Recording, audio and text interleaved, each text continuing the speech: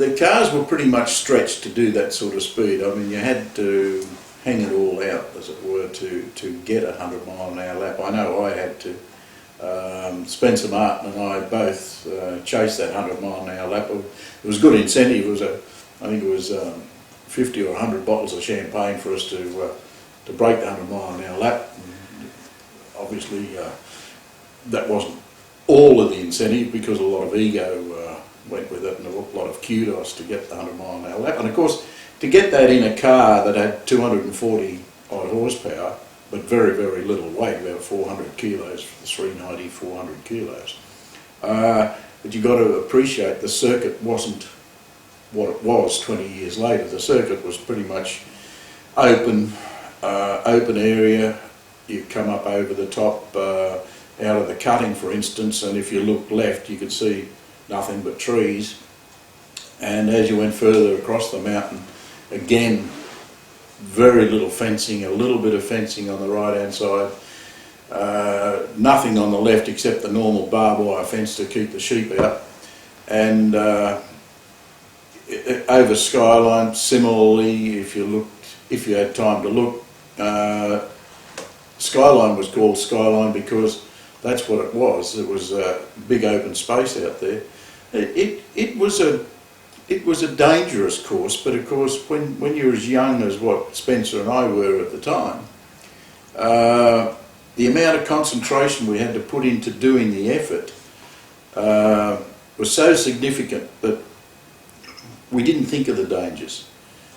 I mean, afterwards you think, whew, what if I had have done this or done that? But to break the 100-mile-an-hour lap, I was lucky enough to be the first ever. Bartlett had shattered the lap record in practice with a 2:18.2, 6 seconds under the existing record. He earned 25 bottles of bubbly from Ron Hodgson for that effort.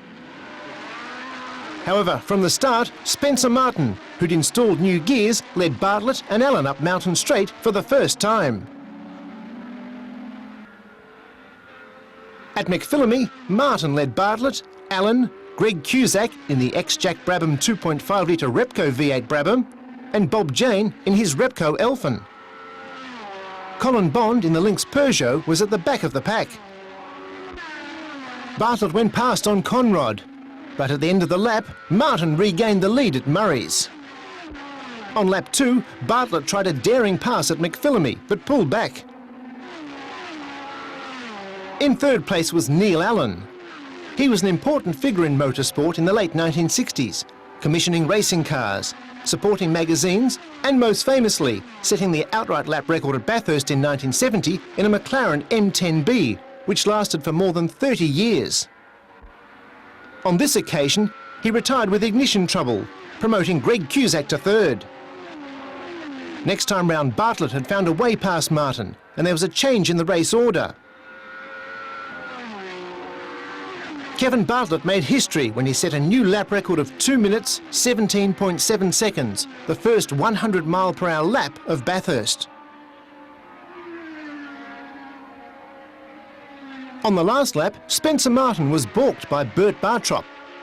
This allowed Kevin Bartlett to hold on for a 3-second win, a breathtaking way to start the meeting.